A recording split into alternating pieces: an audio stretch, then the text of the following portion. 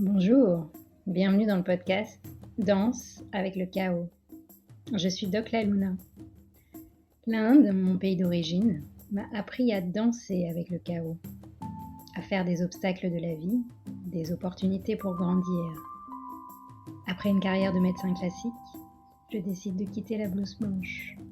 Je ne me retrouve plus dans les codes de notre société patriarcale, post-colonialiste.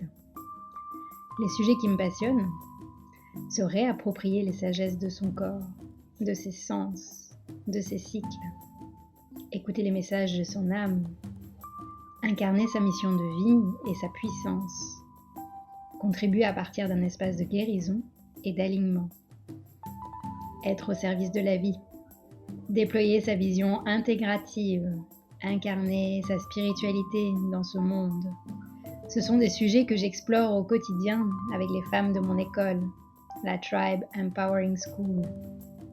Ce podcast pour moi, c'est un rendez-vous avec mon âme et avec toutes les âmes qui souhaiteront partager un espace de reconnexion, de célébration, malgré nos doutes et les temps incertains que nous traversons.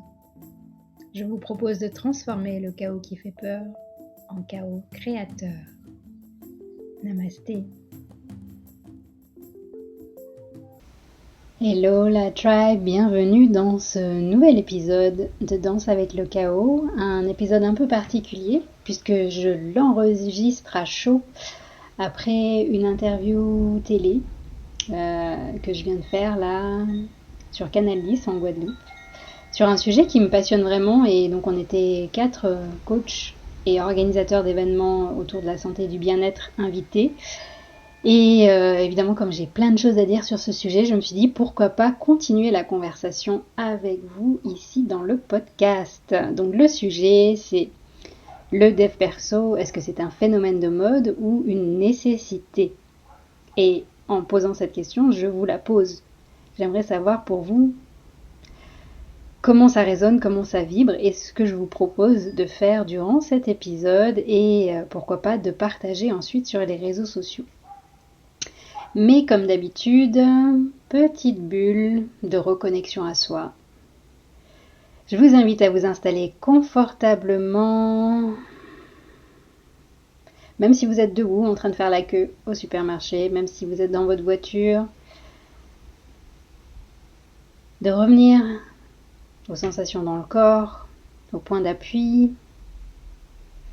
Si vous pouvez fermer les yeux, c'est bien, sinon restez les yeux ouverts pour regarder la route. Et on va laisser la tension descendre au niveau des narines. Relâchez les épaules, relâchez la tête. Laissez tout le poids du corps descendre jusque dans le bassin, voire même jusque dans les pieds, pour offrir à la terre tout ce poids.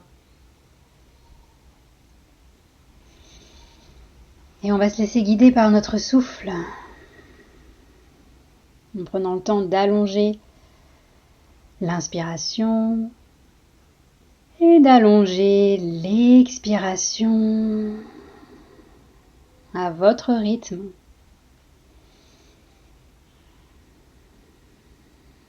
Pour sentir les limites du corps physique, avec la peau, sentir l'intérieur de ce corps et l'extérieur.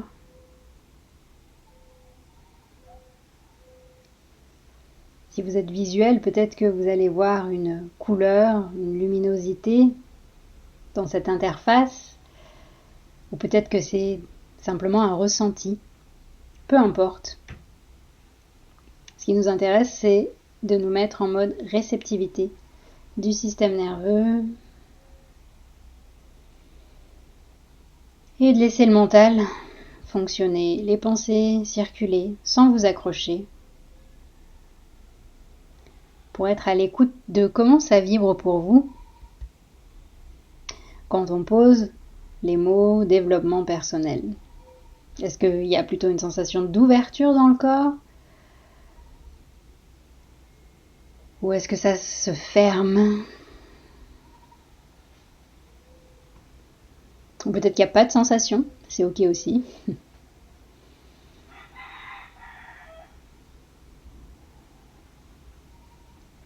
Et de prendre ces quelques instants pour être avec les sensations dans le corps, pour offrir cet espace pour que le corps puisse s'exprimer à sa manière, avec son langage. Et tranquillement, vous allez pouvoir bouger vos orteils, bouger vos doigts. Prendre une grande inspiration et si vous avez envie de bâiller, allez-y, lâchez-vous, personne ne vous regarde.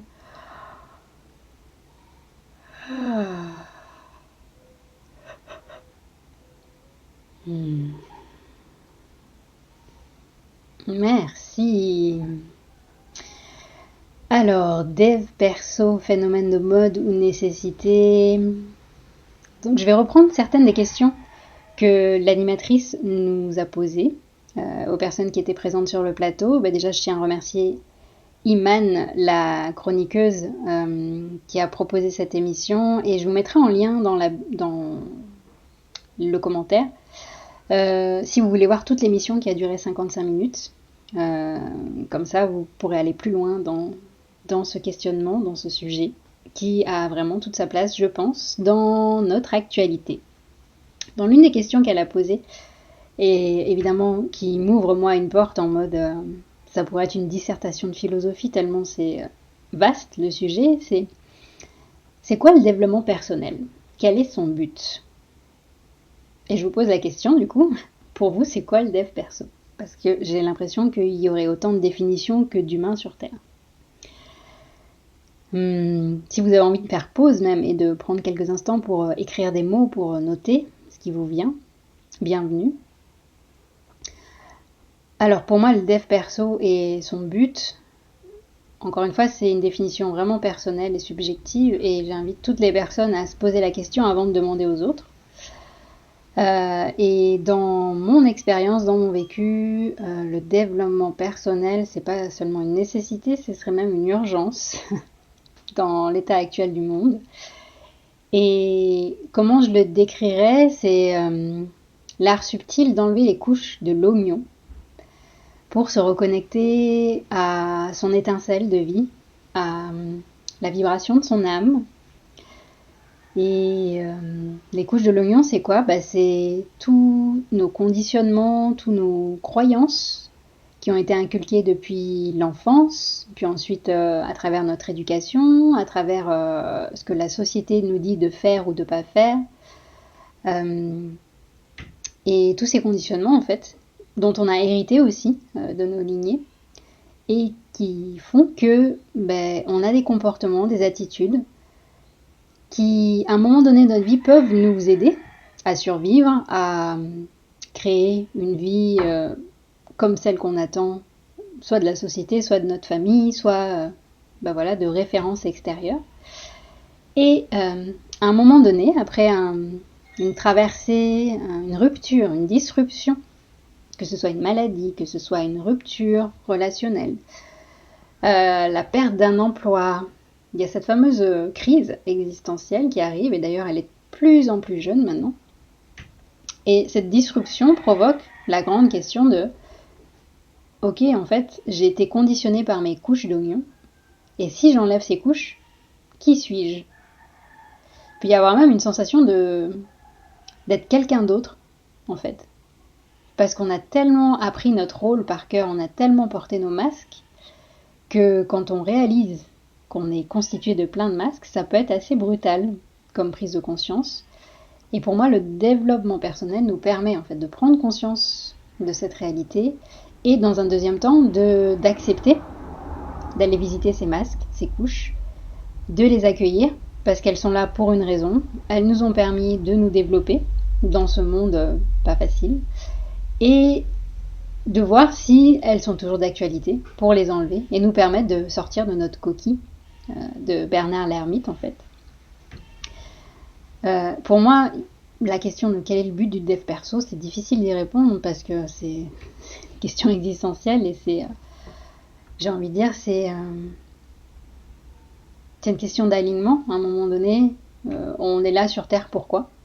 Est-ce qu'on est là pour faire du métro boulot dodo, ou est-ce qu'on est là parce qu'on est un être conscient qui a envie de contribuer dans le monde, tout en étant soi, tout en étant connecté à ses talents, sa singularité. Et dans cette lecture-là, ce que j'aime beaucoup, c'est que du coup, toutes les manifestations de notre corps, physique, émotionnel, énergétique, mental, tous les symptômes et éventuellement les maladies sont là pour quelque chose. Ce sont des alliés qui vont nous permettre de comprendre certaines choses sur nous et de nous donner des indications pour peut-être visiter ces couches, ces masques et leur dire au revoir. Donc voilà un peu comment aujourd'hui je définirais le développement personnel. Évidemment, c'est une définition qui évolue, hein. On est des êtres évolutifs. Mais aujourd'hui, pour moi, c'est ça qui résonne et qui vibre. Et dans le développement personnel, ce qui est important aussi pour moi de souligner, c'est que certes, c'est une phase de retour à soi. Il y a une forme de nombrilisme quelque part, où on se repose avec soi-même et on se questionne sur son chemin de vie. On apprend à ressentir de nouveau son corps depuis un nouvel espace. Et donc c'est vrai qu'il y a beaucoup de moi, je. Un peu comme la croissance d'un enfant, hein. À partir de 3-4 ans, l'enfant il est vraiment centré sur lui, mais ça fait partie de sa croissance naturelle. On a besoin de cette phase avant de s'ouvrir et de se tourner vers le monde. Et le dev perso nous permet ça. Mais si on ne va pas dans l'étape d'après, qui est maintenant que j'ai reconnecté avec mon monde intérieur, qu'est-ce que je suis prêt à offrir au monde extérieur? Comment est-ce que j'ai envie de contribuer au monde extérieur? S'il n'y a pas ce passage-là, on va rester à tourner en rond à l'intérieur, en boucle, et rester dans notre ego en fait. Donc ça c'est une des limites aussi, et c'est important de le souligner je pense. Mais voilà, pour ma définition du dev perso. Une autre question qui était intéressante, c'était que, certes, même si finalement le développement personnel existe depuis des millénaires, si on se réfère aux sagesses ancestrales comme l'Ayurveda, le taoïsme, et finalement toutes les cultures dans le monde ont ce rapport au vivant et à la question de l'individu dans la communauté, dans le monde. Aujourd'hui, c'est vrai qu'il y a un gros boom dans les propositions d'offres, d'accompagnement, de coaching. C'est pour ça qu'on pense aussi à cet effet de mode. Et c'est pas évident de s'y retrouver. Quand on est dans cette phase de disruption, de questionnement, de transition, et qu'on est à la recherche de quelqu'un pour nous aider, on peut se perdre assez facilement. Et la question qui venait, c'est comment choisir son coach. Je pense qu'au-delà des diplômes, qui sont là certes pour apporter une sécurité et être sûr qu'on est face à quelqu'un qui est professionnel, je pense que le plus important, c'est de sentir l'énergie de la personne, de voir comment ça résonne pour soi, comment ça vibre. Peut-être que vous allez rencontrer la personne à travers des lectures, à travers une conférence, à travers un échange, un podcast. Et souvent, c'est ses spécificités comme son histoire, son parcours de vie, comment la personne a fait pour rebondir et comment elle transmet du coup ces transformations qui font que ça va parler à une personne et pas à une autre. Et c'est important d'être à l'écoute de ses ressentis et de se laisser guider, de faire confiance à son ressenti pour choisir une personne. Après, c'est intéressant d'aller voir ses modalités d'accompagnement. Certaines personnes ont besoin d'individuel, d'autres préfèrent commencer dans une ambiance plutôt collective. On en parlera après de pourquoi moi je trouve ça hyper intéressant, le coaching collectif. Et c'est comme tout dans la vie, à un moment donné de votre vie, peut-être que vous serez attiré par une personne, vous allez commencer un travail avec elle, et puis à un autre moment, peut-être que ça ne vous parlera plus, et voilà, vous allez faire votre chemin, et vous allez rencontrer d'autres personnes, et c'est normal, ça fait partie de notre croissance. Une autre question que m'a posée Iman, c'était le fait qu'on parle de plus en plus de neurosciences dans l'accompagnement, le coaching. Qu'est-ce que ça apporte de plus? Donc je trouve ça super intéressant que les sciences modernes commencent à expliquer certaines pratiques qui ont plus de 5000 ans. On vit une période extra pour ça. On arrive à comprendre enfin, à mettre des mots sur des faits, des expériences qui ont été transmises pendant des générations et des générations. Mais pour moi, au-delà du fait que ça va rendre accessible ces pratiques à des personnes qui ne seraient pas forcément rentrées dedans parce qu'elles sont très cartésiennes, pour moi c'est important de noter les limites de cette recherche à tout prix des preuves neuroscientifiques. Parce que ce que j'observe là, c'est vrai qu'on argumente beaucoup à coup de neurosciences pas mal de choses, et dans toutes ces pratiques ancestrales, pour moi, il y a parfois une forme de réappropriation culturelle par l'Occident, par des praticiens qui dénaturent quelque part ces pratiques en enlevant le côté mystique, le côté spirituel, et en gardant uniquement la pratique du corps physique, des émotions, des énergies, et en faisant des protocoles qui vont être ensuite étudiés par les neurosciences et qui justifient du coup des bienfaits de ces pratiques. Pour moi, ça peut être une limite. Et je pense que c'est important d'être vigilant par rapport à ça. Et de ne pas donner son pouvoir, en fait, aux neurosciences. C'est un peu la nouvelle religion. En tout cas, pour moi, l'intérêt, c'est vraiment dans tous ces parcours, toutes ces pratiques, c'est de nous réapproprier notre puissance, notre libre arbitre et notre connexion au corps. Donc si les neurosciences vont justifier certaines pratiques et vous font du bien, tant mieux, mais il ne faut pas que ça devienne le seul argument. D'ailleurs, il y a un sketch que je propose dans mon spectacle, Danse avec le chaos, sur les neurosciences, justement. Je fais un petit clin d'œil à ce passage-là, et j'ai hâte de vous partager les préparatifs de mon spectacle, mais ça, ce sera un autre épisode de podcast. Les neurosciences, moi, ce que j'ai ressenti, expérimenté, notamment pendant les premiers confinements, que j'ai trouvé vraiment puissant, et c'est pour ça qu'aujourd'hui, j'aime beaucoup les espaces en collectif, les coachings collectifs, les rituels qu'on fait en collectif avec la Tribe Empowering School, que ce soit les rituels de nouvelle lune, qui sont accessibles à toute personne qui a envie de vivre un espace comme ça de reconnexion, ou toutes les rencontres qu'on a dans le parcours des 9 lunes, pour les femmes qui suivent Sexy Smart Spirituel 9 lunes pour accoucher de soi. Ce que j'adore en fait dans ces espaces-là, c'est que, encore une fois, c'est notre vision moderne qui nous définit comme un être individuel, coupé du reste, coupé de la nature, coupé du groupe.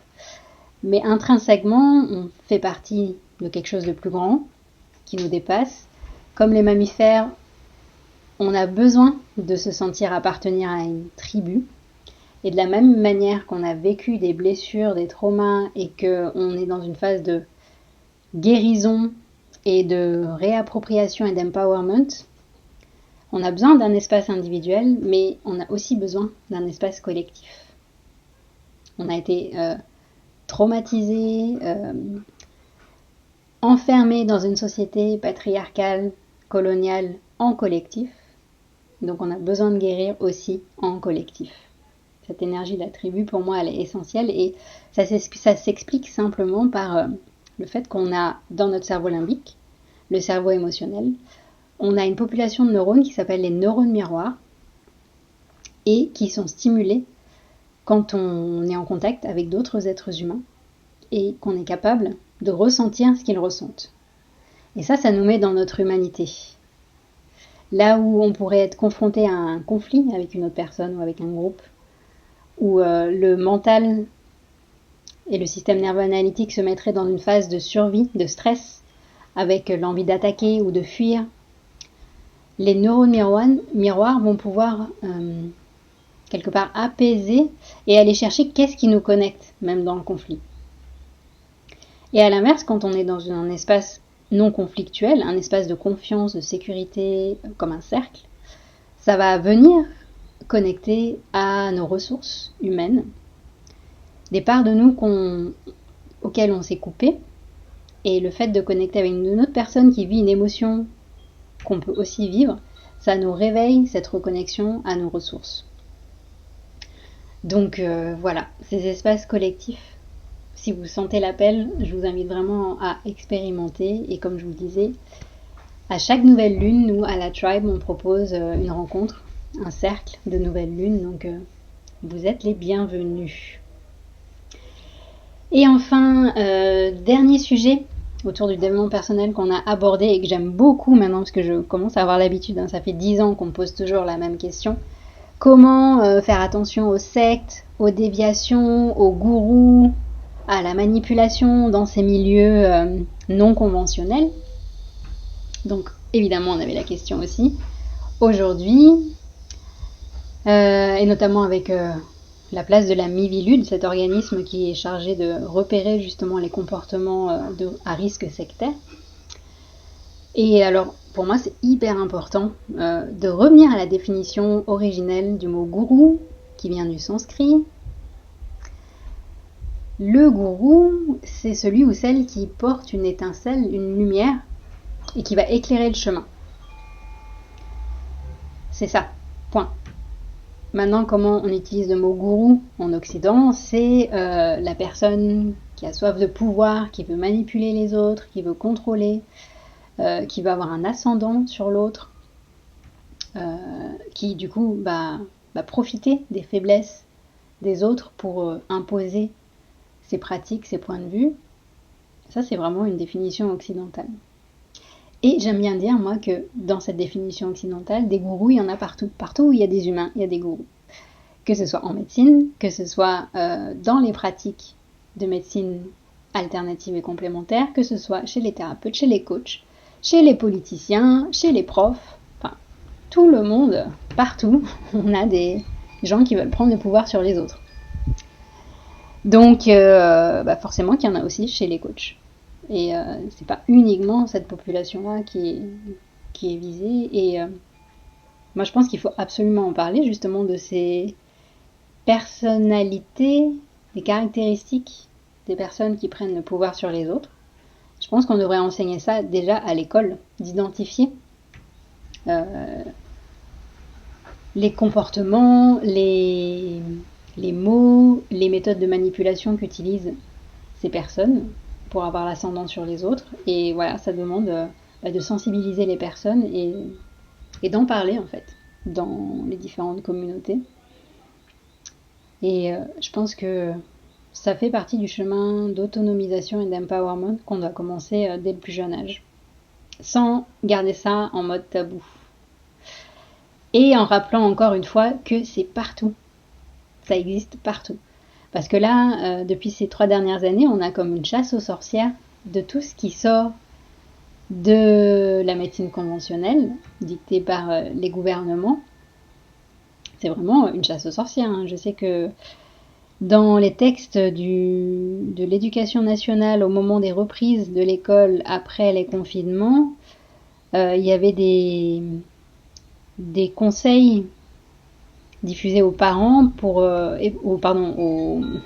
aux enseignants pour être vigilants sur les enfants qui partageraient le fait que ils aient fait des cures de jus de légumes ou qu'ils auraient eu des attitudes un peu douteuses entre guillemets. Ça me fait vraiment rire parce que aller au McDo 3 fois par semaine, ça c'est une attitude tout à fait normale où il n'y a pas de problème, mais s'intéresser à son alimentation et aux fruits et aux légumes, il faut faire attention, c'est danger.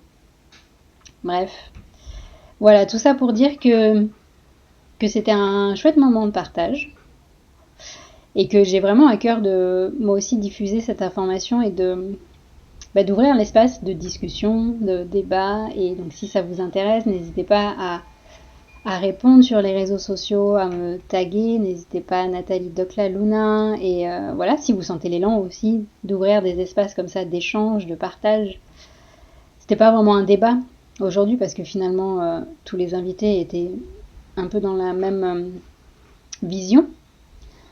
D'ailleurs c'était une de mes peurs avant que je vienne sur le plateau télé. J'avais appelé la chroniqueuse pour lui dire est-ce que ça va être un débat en mode pour ou contre, est-ce qu'il va y avoir des personnes pour et des personnes contre, parce que je trouve que le format sur 1 heure de faire du pour ou contre pour que ça se transforme en mode débat politique, ça m'intéresse pas trop en fait.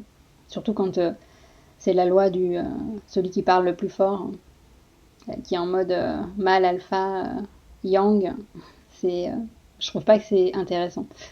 Mais en fait, ça s'est super bien passé là, cet enregistrement, et je vous invite vivement à voir l'émission complète. Donc je vais mettre le lien sous la vidéo. J'ai hâte de vous lire, d'avoir vos retours. J'ai hâte de vous accueillir à la prochaine nouvelle lune de la Tribe. L'info sera aussi sous l'enregistrement. Et je vous souhaite donc une belle journée, une belle soirée. Prenez soin de vous et je vous dis à très bientôt. Si vous avez aimé cet épisode, s'il vous a fait du bien, n'hésitez pas à liker, commenter, vous abonner sur votre plateforme d'écoute ou sur YouTube. Et n'hésitez pas à partager aussi. Peut-être que vous avez des personnes autour de vous à qui ça fera du bien. C'est grâce à vous que j'espère ce podcast pourra toucher toutes les personnes qui ont envie d'œuvrer dans ce nouveau monde qui va naître du chaos. Merci.